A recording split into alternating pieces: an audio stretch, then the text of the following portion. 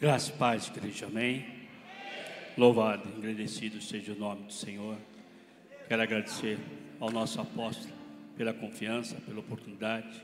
Que Deus abençoe grandiosamente a sua vida, que te dê uma próspera recuperação, no nome de Jesus, amém. Agradeço a bispa também. Quero agradecer a cada pastor que está presente, a cada bispo.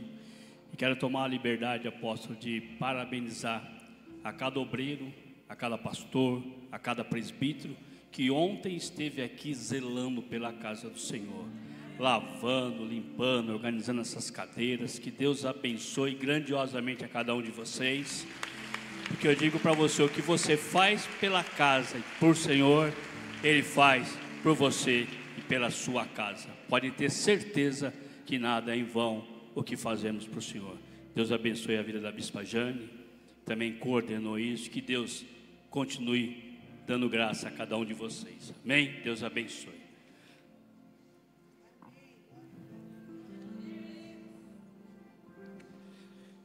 Abram as vossas Bíblias no livro de Isaías 43, o versículo é de número 13, e você se coloque em pé, glorificando e adorando o nome do Senhor, amém?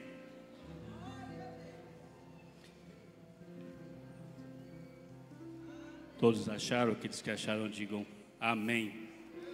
Aquele que não achou, diga escola bíblica, toda terça-feira, com o nosso apóstolo, a nossa bispa, amém? Todos acharam? Livro de Isaías 43, a partir do versículo 13, vai nos dizer assim: e ainda antes que houvesse dia, eu sou, e ninguém há que possa fazer escapar das minhas mãos. Operando eu, quem impedirá? Operando Ele, quem impedirá? E você se assenta, glorificando e exaltando o santo nome do nosso Senhor e Salvador Jesus Cristo. A palavra do livro de Isaías vai relatar dentro desse versículo que o Senhor diz que antes que houvesse dia, Ele é. Deus, Ele é onipotente, onipresente, onisciente. Deus é o Deus ainda que se faz presente neste lugar. Deus, Ele é o Deus que conhece o meu deitar, o meu levantar. Deus é o Deus que conhece o seu deitar e o seu levantar. Deus é aquele que, por mais que você pense e imagine que Ele não está te vendo, Ele relata e diz que antes que houvesse dia, Ele é. Então, antes que amanheça o dia, antes que se chegue um novo dia, Ele é e sempre será o nosso Deus. Se nós formos ver no primeiro livro da Bíblia, que é o livro de Gênesis, Deus, Ele vai dizer dessa forma, que a princípio criou os céus e a terra, e era a terra sem forma e vazia, trevas cobriam a face do abismo, e o Espírito de Deus movia sobre a face das águas. E disse Deus, haja luz. Disse Deus, haja luz. Aqui se inicia o primeiro dia. A Bíblia relata que o mundo era de escuridão e que o Espírito pairava sobre as águas. E quando o Senhor chega, a primeira coisa que Ele diz, haja luz. E se iniciou o primeiro dia.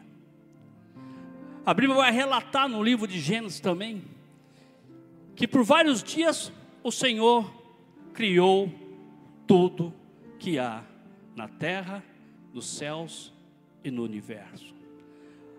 A Bíblia diz que a cada dia que Deus formava a sua boa e magnífica obra, que até hoje existe, o Senhor dizia, e isto é bom. Por 6 vezes o Senhor disse, isto é bom. E na 7ª Ele diz, é muito bom. Deus formou tudo que hoje nós vimos, maravilhosos, Mas a Bíblia também vai dizer que após o Senhor ter feito o homem à sua imagem e semelhança, porque Ele nos fez imagem e semelhança, que certa vez Deus olha para a terra, para essa maravilhosa criação que Ele fez e diz: não é bom. Mas como pode o Senhor ter dito pela última vez, isto é muito bom, e de repente Ele diz, não é bom? Mas tem uma explicação, uma justificativa. Presta atenção. Deus viu que era bom, e depois, no segundo capítulo, no versículo 18, Ele diz, não é bom. Mas tem uma explicação. Ele diz, e disse o Senhor, Deus, não é bom que o homem esteja só. Far-lhe-ei uma ajudadora que esteja diante dele. Deus vê a necessidade de Adão de ter uma companheira. Deus vê e percebe que há necessidade de Adão ter alguém ao lado dele. E a Bíblia vai relatar que o Senhor coloca um grande sono em Adão. E tirando uma das suas costelas, cria Eva, a sua ajudadora. Aqui Deus forma a instituição chamada família. Aqui Deus dá o início à instituição que muitos hoje tentam derrubar, dizer que isto não é de Deus, mas Deus formou a família. A sua família é um projeto de Deus.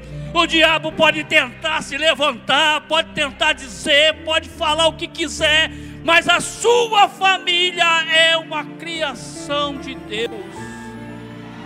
Deus constituiu algo maravilhoso e divino chamado família. E hoje nós estamos no culto da família. Hoje é o primeiro dia da semana. E eu quero profetizar que você e a sua família e a sua casa ainda viverão grandes coisas que Deus tem para a sua vida.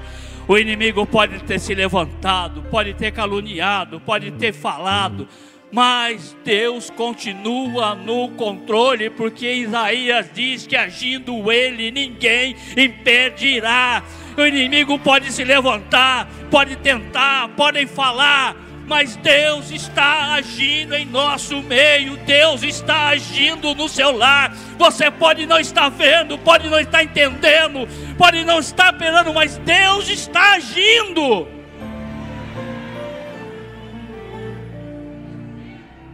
Bispo, mas o senhor não sabe como está a minha casa. Deus, o senhor não sabe como está a minha família. Deus, o senhor não sabe o que eu tenho vivido ao longo desses 8 meses. Mas deixa eu te dizer algo. Ele permanece no controle. Ele nunca perdeu e não perderá o controle. Deixa eu te dizer algo para você. Envergonhados e confundidos ficarão e serão todo aquele que se levantou contra a sua vida, contra a sua casa, contra os seus filhos, contra a sua família.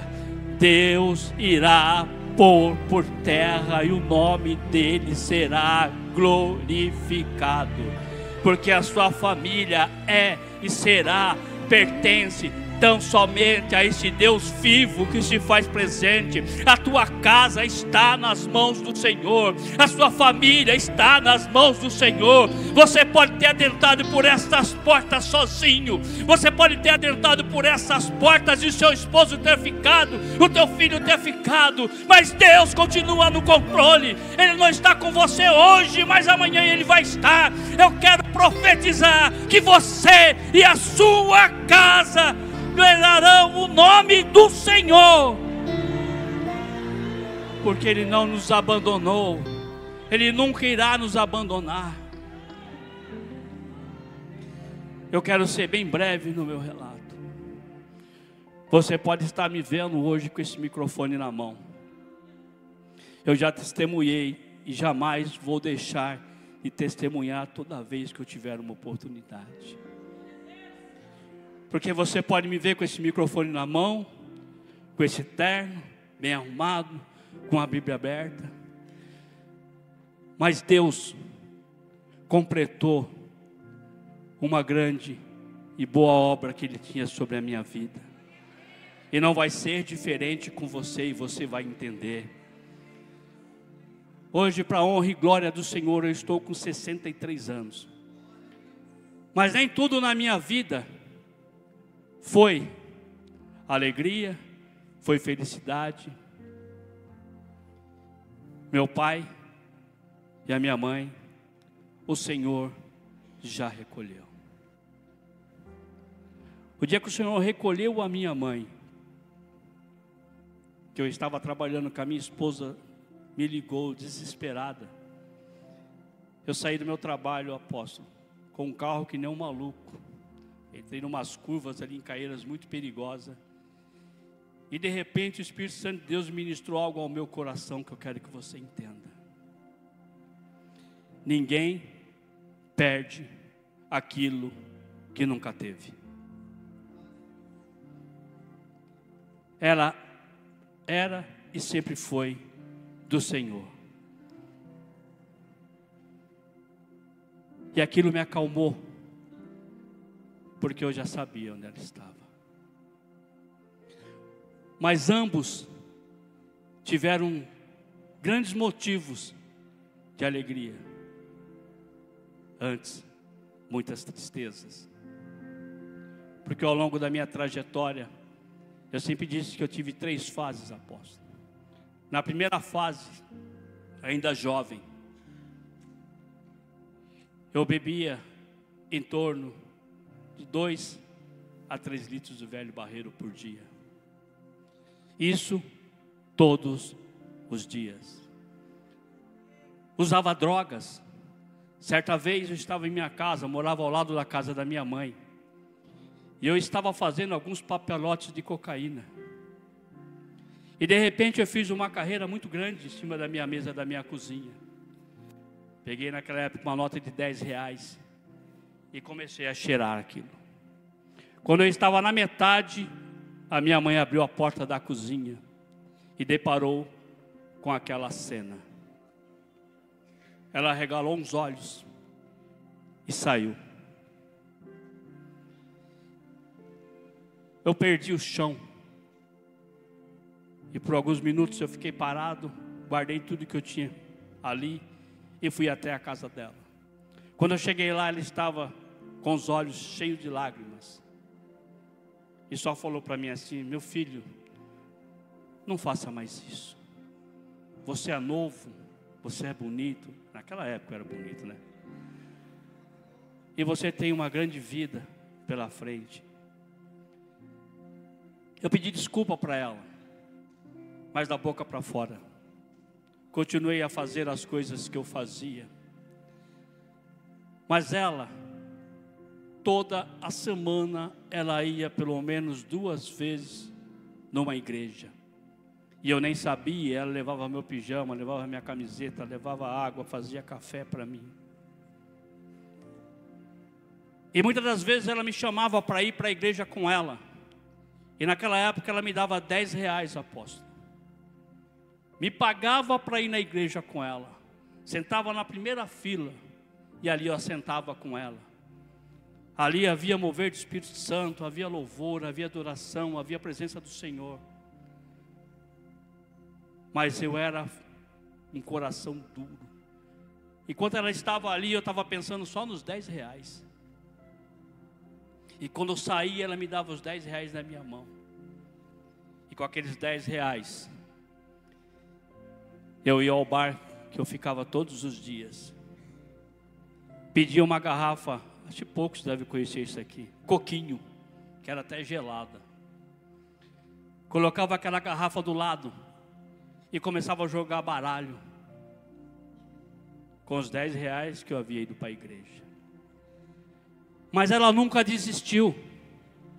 Ela nunca desistiu. Por várias vezes ela fez isso comigo.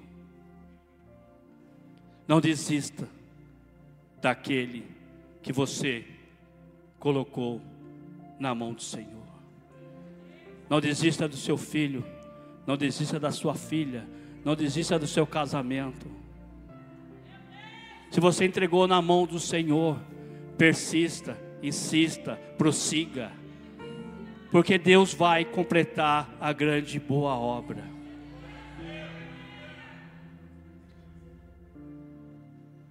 Passou algum tempo, o meu pai sempre trabalhou com construção.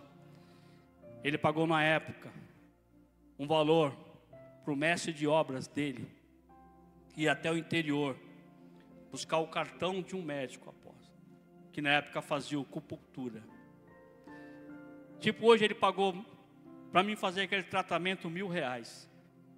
E eu fiz esse tratamento de acupuntura. E eu falo sempre que aquele tratamento ele tinha um prazo de validade. Porque após 1 ano eu tinha uma recaída. Quando eu tive a minha primeira recaída, eu já estava com a minha esposa hoje, que é a pastora Eliane, a baiana da cantina, né, apóstolo? Eu já estava com ela. Eu já estava trabalhando, tinha um bom emprego, tinha um bom salário. E eu, quando eu tive essa caída, eu comecei a tomar vinho seco gelado. Tomava 3, 4 garrafas de vinho seco gelado por dia. Enquanto eu estivesse acordado, eu estava bebendo. E meu casamento é óbvio, em meio a tanta bebedeira, tantos problemas. E éramos do mundo. E ela foi sempre, brava e sempre foi brava, né? Agora não, sempre foi brava. E nós tínhamos muita crise, muitas confusão. Muitas das vezes ela chamava até viatura de polícia. E quando eu via que a situação se agravava, eu voltava lá e fazia acupuntura. E mais 1 ano passou. Mas após 1 ano, eu caí novamente. E aí, eu tomava 1 garrafa de Steinberg por dia. Eu já estava bem, tinha um bom emprego, tinha carro. E tomava 1 garrafa de Steinberg todo santo dia. Mas aí as coisas se agravaram. O meu casamento entrou em crise. A minha vida profissional entrou em crise. E certa vez eu tinha bebido tanto, das 8 horas da manhã até o meio-dia, que eu falei para o meu patrão que eu ia até um cliente. Eu saí com o meu carro, bem aqui perto da Ribeirão Vermelho. Bati num buraco e quebrou a suspensão do carro. Um sol de uns 36 graus. E eu liguei para o seguro, debrucei no volante e acabei dormindo. De repente eu acordei com alguém batendo no meu ombro. Era o meu patrão. Ele falou: está tudo bem, Carlos? Eu falei: sim, está tudo bem. Acho que foi a suspensão que quebrou. Já ligou para o seguro? Eu falei: sim, já liguei para o seguro. Falei: então tudo bem, se cuida. E foi embora. O seguro chegou, peguei o carro, levei até um mecânico que eu sempre levava. Gostava muito de mim, porque a cada 15 dias o meu carro estava lá. E fui para minha casa. Desse mecânico em casa, dava a questão de 10, 15 minutos de a pé. E até chegar em casa eu tomei mais uns 3, 4 Steinberg. Quando eu entrei em casa, Minha esposa falou: cadê o carro? Você não bateu de novo não? Eu falei: agora eu não bati não, agora ele quebrou. E estava no mecânico. Entrei para o meu quarto e fui dormir. Passados 2 dias, esse meu patrão foi em casa com o filho dele e falou para minha esposa que precisava falar comigo. Eu saí, ele pediu a chave do carro e o documento do carro. O carro era meu, mas estava no nome da empresa. Aí ele pegou e falou para mim assim: Carlos, eu preciso da chave e o documento do carro. Eu falei: está aqui, Anivaldo. Ele falou: eu já falei com o Rafael, que era o filho dele. Ele falou assim: eu vou quitar o carro, porque o carro é seu, por direito. E você só vai pegar a chave desse carro agora, quando o documento estiver no seu nome. Eu falei: tudo bem, Anivaldo. E dei a chave para ele e ele foi embora. Voltei para o meu quarto. Acordei e fui à padaria. Tomei um Steinegger. Mas quando eu voltei, apóstolo, na minha sala, eu tinha um sofá bicama, que é até o Gustavo que dormia, que Deus abençoe meu filho e minha filha. Tinha algumas malas ali. Aí a minha esposa saiu do quarto e falou assim: você ganha bem, você tem um bom salário. O Anivaldo falou para mim que segunda-feira quer falar com você e ele vai te mandar embora. Você está despedido. E eu não tenho como ficar com um bêbado e desempregado dentro da minha casa. Se você vai para a casa da sua mãe, se você vai arrumar um lugar para você ficar, eu não sei. Mas comigo eu não quero mais. Ali, eu levei um choque. Naquele momento eu caí em si, apóstolo. Olhei, fiquei pasmo, saí para fora, sentei no degrau da escada. Eu morava no sobrado, sentei no primeiro degrau da minha escada. E ali eu fiz uma autoanálise da minha vida.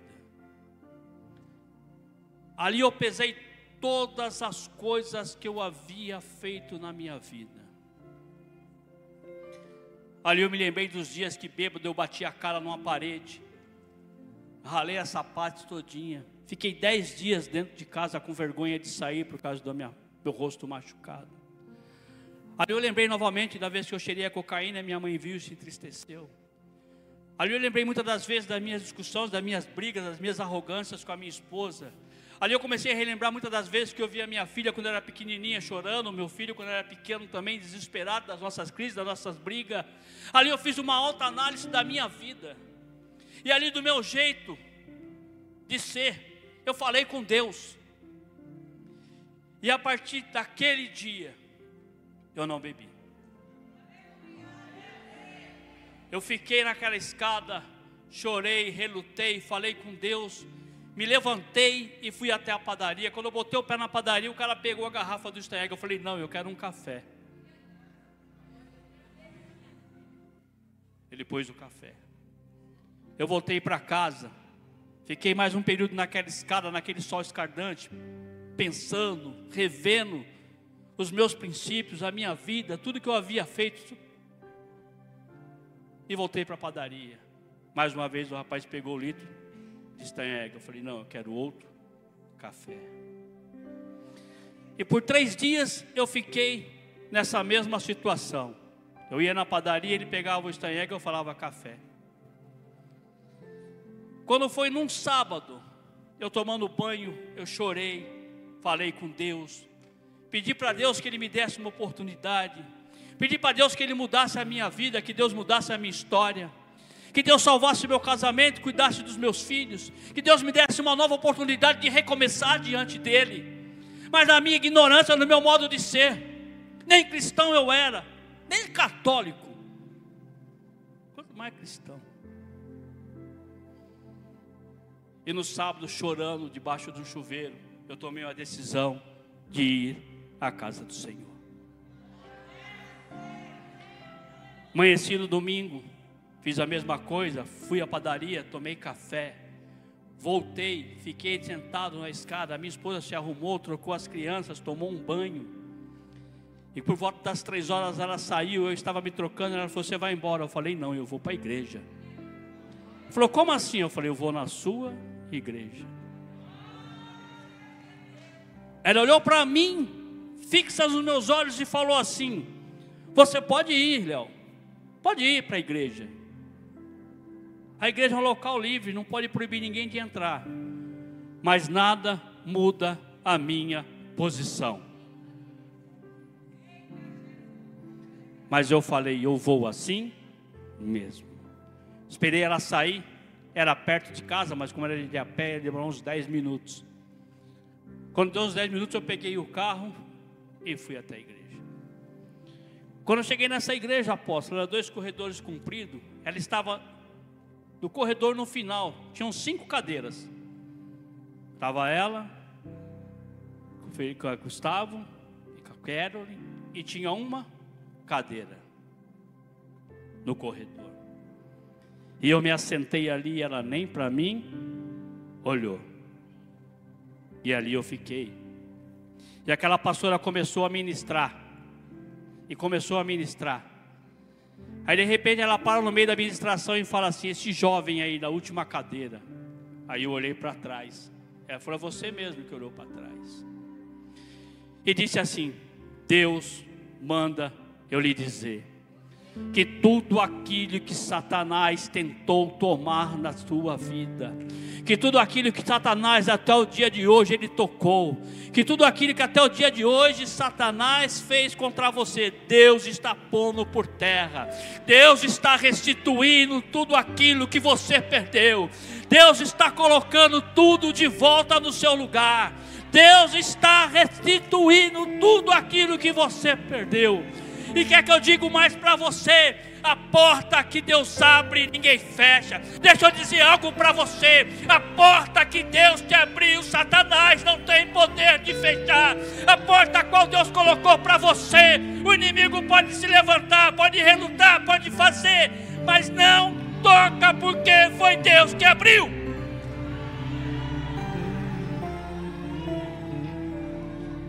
Eu chorei, porque coisas que aquela pastora falou para mim, só eu sabia. Não dava para dizer que a minha esposa foi até a pastora e contou a nossa vida. Não tinha como. Tinha coisas que só eu mesmo sabia. E para ser bem rápido, na segunda-feira eu fui trabalhar, apóstolo. E quando eu cheguei na porta do meu emprego, a primeira pessoa que eu encontrei foi o meu patrão. Ele olhou para mim e falou assim, Carlos, precisamos conversar. Eu falei, estou aqui para isso. Meu patrão nunca olhou nos meus olhos. Ele conversava comigo olhando para os lados. Nunca parou e olhava nos meus olhos. Nesse dia nós entramos na sala dele, ele chamou a sua esposa. Sentei de frente dele, a esposa dele sentou do lado e ele falou para mim assim, Carlos, eu vou fazer de conta que eu te dei uma semana de férias. Você é um rapaz jovem, você é um rapaz inteligente, você é uma pessoa esforçada e trabalhadora. Só que só tem uma condição. Se eu ou a Fátima perceber que você bebeu uma dose que seja, eu não te quero mais. Olhando nos meus olhos, e eu olhando nos olhos dele, eu disse para ele assim, Anivaldo, fique tranquilo. Porque de certeza, isso nunca mais irá acontecer. Mesmo assim, eu ainda levei alguns dias, apóstolo, para aceitar a Jesus. Eu continuei indo aos cultos, e cada apelo que fazia, o meu coração queimava, ardia, e eu com vergonha não ia até a frente. Mas certo dia eu fui, e aceitei Jesus como meu único e suficiente Salvador, meu amigo, meu médico, meu advogado, meu companheiro de todas as horas, meu companheiro que na hora das minhas tristezas e angústias que eu estou só, como eu estive hoje no monte, foi Ele que me tocou, foi Ele que me abraçou, porque eu tenho certeza que Ele estava naquele lugar. E para a honra e glória do nosso Senhor e Salvador Jesus Cristo, se fazem 28 anos. Já tive crise, tenho crise, estou até perdendo os cabelos já de tanto problema, de tantas situações. Mas nada me leva a tocar num copo de bebida, nada me leva a tocar num pino, numa droga, nada me traz esse desejo. Sabe por quê? Quando Deus faz uma obra, Ele não faz pela metade. Quando Deus faz uma obra, Ele faz por completo. A grande e boa obra que Deus tem na sua vida, na sua casa, na sua família, com a sua filha, com o seu casamento, Deus vai cumprir. Mas me entenda, a Bíblia diz que há um tempo determinado para todas as coisas. Seu filho pode não estar aqui hoje com você, mas eu profetizo que ele vai estar com você. Sua filha pode não estar aqui com você, mas eu profetizo que ela vai estar com você. Seu esposo pode não estar aqui, pode até estar num bar hoje, como outrora eu também estive, mas Deus me resgatou num bar, vai resgatar o seu de um bar. Seu filho pode estar numa biqueira, você pode não estar estendendo, mas Deus está trabalhando. Ele está agindo, Ele está operando. Prossiga, persista, não desista. Você colocou nas mãos do Senhor. Você pode não estar vendo, mas Deus está trabalhando. Você pode não estar percebendo, mas Deus está trabalhando. Confie no Senhor. A Bíblia diz: entregue seus caminhos ao Senhor. Confie nele e Ele tudo fará. Confie no Senhor. Acredite no Senhor. Acredite naquilo que Deus colocou ao seu coração. Você pediu para Deus a mudança, você pediu para Deus a restauração, você pediu para Deus salvação, e tudo está ao contrário daquilo de que você pediu. Mas Deus está pelejando, Deus está trabalhando, Deus está moldando, Deus está forjando, Deus está fazendo. Você não está vendo? Aquietai-vos e saber que Ele é Deus.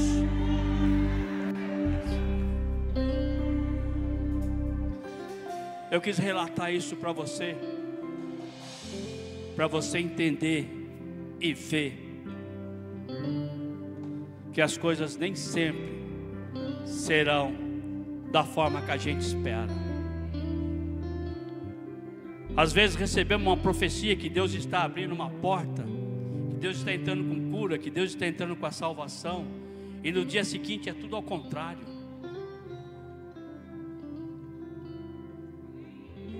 A porta que você pensava que ia abrir, não abriu. A oportunidade que você pensou que vinha, ela não veio.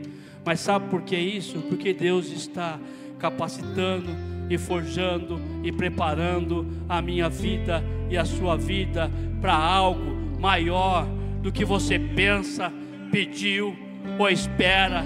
Porque o que Deus tem para você, para a sua casa, para a sua família, para os seus filhos, é muito maior do que tudo aquilo que você colocou diante dele. Você está esperando por algo que aos teus olhos é grande, mas para Deus é muito pequeno. Sabe por quê? O que Ele tem para você e para a sua casa é muito maior, é muito melhor do que aquilo que você está pedindo ou esperando.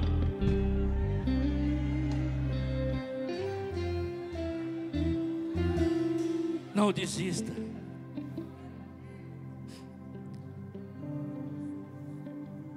Deixa eu dizer algo para você. No livro de 2 Crônicas 17, vai falar assim: nesta peleja não tereis de pelejar. Parai, estai em pé e vede a salvação do Senhor.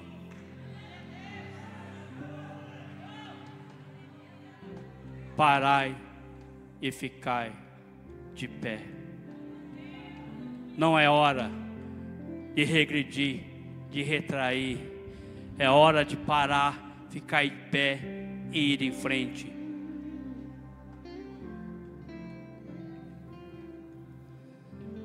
Filipenses 1:6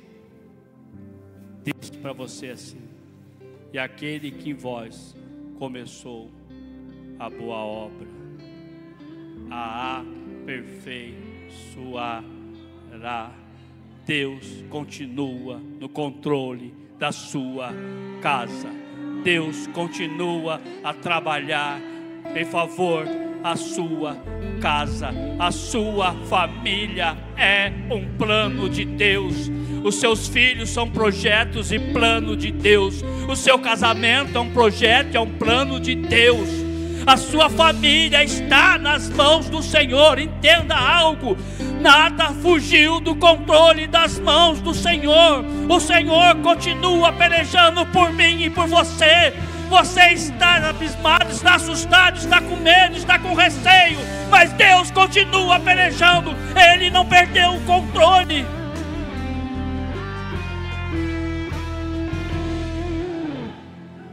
O que Deus fará por você, pela sua casa e pelos teus filhos, ainda deixarão muitos abertos. Muitos não irão entender, mas você só tem algo a dizer quando eles perguntarem para você assim: mas o que foi isso? A resposta é simples e objetiva: Deus não é homem para que minta, nem filho do homem para que se arrependa. Deus prometeu, Ele vai cumprir. Deus falou, Ele vai fazer. A palavra do homem faz curva, a palavra do homem ela regride, a palavra de Deus não volta atrás. Não volta. Entenda isso. Deus falou que vai fazer, Ele vai fazer. Deus vai completar a boa e grande obra que tem na sua casa. Mas se aquiete, fique calmo, que Deus vai trabalhar. Isaías 43, e nós terminamos. 18 vai dizer para mim e para você desta forma: guarde esse versículo na tábua do teu coração e leve junto com você.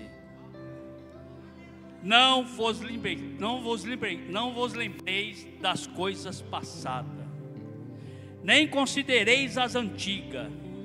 Eis que farei coisa nova. Deus tem novidade de vida sobre a sua vida. Deus tem novidade de vida sobre a sua casa. Deus tem novidade de vida para você. Leve esse versículo para o seu coração e não desate dele de forma alguma. Sabe por quê? Deus está preparando coisas novas. O que passou, passou. Mas eu errei, bispo. Eu também errei. Mas eu falhei, bispo. Eu também falhei. Mas falei coisas que não devia. Eu também já falei. Fiz tantas coisas erradas. Eu também fiz. Mas de algo eu sei. Antes que o Senhor recolhesse os meus pais, Ele teve a alegria. Ambos tiveram a alegria e a felicidade de me ver em cima deste altar. Deus me presenteou com a oportunidade de colocar o meu pai em cima deste altar, que era aqui da Vila Mutinga Antiga, num culto das 15 horas, num culto do Dia dos Pais, que seria no domingo, e chamar ele no altar e diante da igreja e diante de Deus, pedir perdão a ele e a minha mãe por tudo aquilo que eu havia feito e que havia entristecido eles. Mas por outro lado, eu dei um grande motivo de alegria para eles. Sabe o que era? De ver em cima de um altar ministrando a palavra do Senhor. Com você não vai ser diferente, com a sua casa não vai ser diferente, com a sua família não vai ser diferente. Não vai ser diferente, porque o mesmo Deus é o de ontem, é o de hoje e é eternamente. Ele não muda e nunca mudará. Se coloque sobre os seus pés.